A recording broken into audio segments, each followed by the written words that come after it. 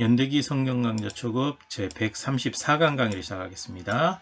예레미야 39장에서 45장까지 내용을 함께 정리하도록 하겠습니다. 예레미야 39장입니다. 바벨론이 예루살렘을 침공하게 되죠. 바벨론 군대가 와서 예루살렘을 포위하고 시드기야 왕이 다스린 지 제11년 4월 9일에 예루살렘을 완전히 함락하게 됩니다. 그리고 시드기야를 사로잡아 가게 되는데요.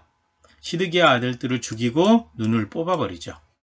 왕궁, 백성의 집은 불사르고 예루살렘 성벽은 헐어버립니다. 백성들을 포로로 잡아서 바벨론으로 끌고 갑니다. 하지만 예레미야는 바벨론 왕이 선대하게 되죠. 느부갓네살 왕이 느부사라단에게 예레미야는 해치지 말라라고 얘기를 하죠. 그래서 바벨론 왕의 신하들이 예레미야를 그달리아 이름이 같아요. 집으로 데려가게 하죠. 그달리아에게 데려가라고 합니다. 그리고 구스인 에벤멜렉, 예레미야가 진흙구덩이에 갇혀 있을 때 구해낸 사람이죠. 에 대한 하나님의 구원 약속이 여기에 기록되어 있습니다. 예레미야가 감옥들에 갇혔을 때에 여호와의 말씀이 임하게 되는데, 내가 너를 두려워하는 사람들의 손에 넘겨주지 않는다. 에벤멜렉에 대한 약속이죠.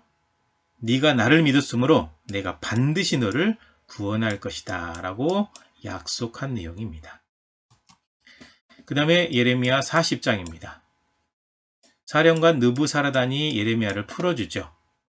예레미야도 붙잡혀서 사슬로 결박되어 가다가 라마에서 풀려나게 됩니다. 사령관이 예레미야에게 하나님께서 말씀하신 대로 되었다라고 말을 해요. 그리고 바벨론 왕이 네가 원하는 곳으로 가서 살아라 라고 말했다고 전해주게 되죠. 풀어주는 겁니다. 그래서 예레미야가 미스바에 있는 그달리아, 열왕기 하에는 그달리아에게 가서 살게 됩니다. 그리고 이제 바벨론 왕이 그달리아를 유다 총독으로 임명하게 됩니다. 바벨론 왕이 아이감의 아들 그달리아에게 유다 땅을 맡기죠. 남녀, 유아, 잡혀가지 않은 가난한 사람들을 다스리라 라고 얘기를 했습니다. 그래서 그달리아가 바벨론 왕을 섬기면 유익하다, 망하지 않는다라고 이야기를 하게 되죠. 그리고 이제 그달리아가 자기 자신이 암살될 사실을 죽기 전에 미리 알아요. 요하난과 들에 있던 모든 군대 지휘관들이 그달리아에게 왔습니다. 그리고 암몬 왕이 그달리아를 죽이려고 이스마엘을 보냈다고 말을 해주죠. 근데 아이감의 아들 그달리아가 그 말을 믿지 않아요. 그리고 요하난이 이스마엘을 죽이겠다라고 말하지만 그달리아가 또 그것도 말려요. 그것이 바로 여기에 기록이 되어 있습니다. 예레미야 41장입니다. 그달리아와 그 일파가 살해되는 이야기가 기록이 되어 있죠. 이스마엘과 10사람이 미스바로 가서 그달리아와 그 일파를 죽였죠. 그러니까 이미 앞의 장에서 얘기했던 그 내용을 무시했는데 그게 그대로 이루어진 거죠.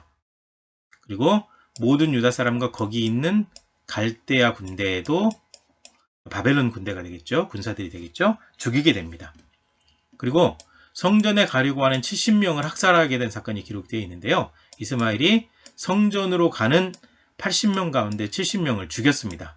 근데 10명을 살려둔 이유는 밀과 보리와 기름과 꿀을 밭에 감추어 놓았다고 하니까 살려주었죠. 그리고 미스바에 남아있는 모든 백성을 사로잡아서 암몬으로 가려고 떠나게 됩니다. 그래서 이제 요하난이 반란을 진압하려고 하는데 반란을 진압하고 백성들을 구출하게 되죠. 요하난과 모든 군대 지휘관이 이스마엘의 악행을 듣고 싸우러 갑니다. 그렇게 돼서 이스마엘이 사로잡은 모든 백성이 요하난에게로 돌아가게 되죠. 이스마엘이 8사람과 함께 요하난을 피해 암몬으로 갑니다. 도망가게 된 거죠. 그리고 요하난과 군대 지휘관은 이스마엘이 잡아간 백성을 구해가지고 돌아오게 됩니다. 이들은 갈대아 사람이 두려워서 이집트로 가려고 했던 사람들이죠.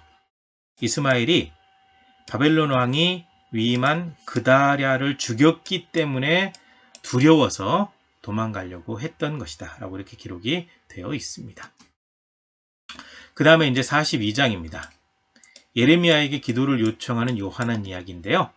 모든 군대 지휘관과 요하난과 여사냐와 백성이 예레미야에게 왔습니다.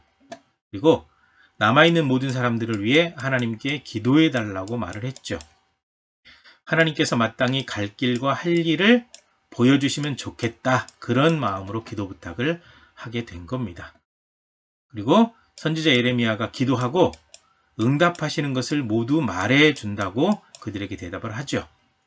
그랬더니 그들은 하나님께서 말씀하신 대로 행하겠다고 예레미야 앞에서 다짐을 합니다. 그리고 난 다음에 하나님의 응답이 예레미야에게 임하게 되는데요. 10일 후에 여호와의 말씀이 예레미야에게 임하게 됩니다. 요하난과 모든 군대 지휘관과 백성에게 주신 하나님의 응답이 되겠습니다. 이 땅에 눌러 산다면 너희를 심고 뽑지 않을 것이다. 바벨론 왕을 겁내지 마라. 너희를 구원하며 건질 것이다. 너희가 만일 이집트로 가서 살기로 고집한다면 너네 거기서 죽을 것이다. 이집트에 가서 살려는 사람은 칼과 기근과 전염병에 죽을 것이다. 너희가 이집트에 도착했을 때 내가 굉장히 화를 내서 내 화를 너희에게 부을 것이다. 하나님의 응답이 무엇이냐면 너희는 절대 이집트로 가지 말고 그냥 유다 땅에 남아 있어라 라고 응답을 하신 거죠. 그 다음에 예레미야 43장입니다. 이집트로 내려간 요하난과 백성들 이야기가 나오죠. 예레미야가 모든 백성에게 하나님의 말씀을 다 전해 주었습니다. 그랬는데 호사야의 아들 아사랴, 기레의 아들 요하난, 모든 오만한 자들이 너 거짓말하는구나.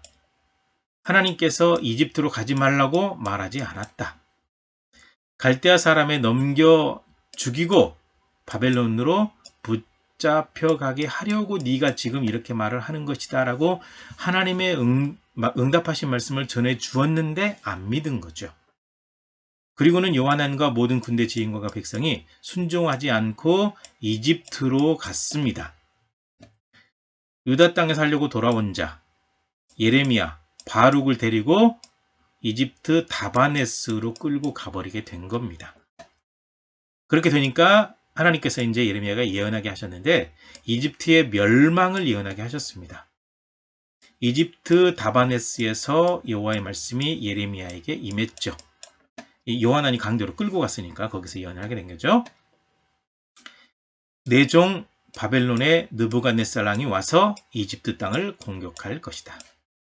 내가 느부갓네살을 시켜서 이집트의 신들의 그 모든 집들, 신당을 불살라버릴 것이다. 느부갓네살이 이집트 땅 벳세메스 석상들을 깨뜨리고 이집트 신들의 집을 불태울 것이다. 그러니까 이집트가 멸망하게 된다라는 예언을 예레미야를 통해서 하나님께서 하게 하셨죠. 그 다음에 예레미야 44장입니다. 이집트에서도 우상을 숭배한 유다 백성들 얘기가 나오죠. 이집트 땅에 사는 모든 유다 사람에 대한 말씀이 예레미야에게 임하게 됩니다. 예루살렘과 유다가 가증한 일을 해서 진노를 받아 망했다. 가증한 일은 바로 우상 숭배를 얘기하고 있죠. 근데 너희가 이집트 땅에서 다른 신들에게 분향해서 나를 화나게 했다. 하나님의 진노가 또 그들에게 임하게 되는 거죠. 그래서 그들에게 재앙이 임할 것을 말씀하고 있죠. 이집트 땅에 머물러 살려고 들어온 유다의 남은 자들을 처단한다라고 말씀하십니다. 칼과 기근에 죽어서 저주와 놀램과 조롱과 수치의 대상이 될 것이다. 예루살렘을 벌한 것처럼 칼과 기근과 전염병으로 벌한다라고 말씀하십니다. 이집트 땅에 있는 유다의 남은 자 중에 다시 유다 땅으로 돌아올 사람은 하나도 없을 것이다 라고 말씀하셨고 그게 그대로 이루어집니다. 그랬더니 하나님을 원망하는 백성들의 이야기가 나오죠. 그들이 우상을 섬길 때에는 평안하더니 우상을 섬기지 않게 되니까 망하게 되었다라고 하면서 어거지를 부리고 하나님을 원망하게 됐죠. 그리고 우상 숭배에 대해서 더 참지 않으신다고 말씀하시죠. 우상 숭배를 멈춰서 망한 것이 아니라 우상 숭배해서 망한 것이다. 하나님의 말씀이죠. 그 다음에 이집트가 멸망할 징조를 말씀하시는데요. 말씀하신 재앙이 다 내리게 될 것인데 그것이 바로 징조이다.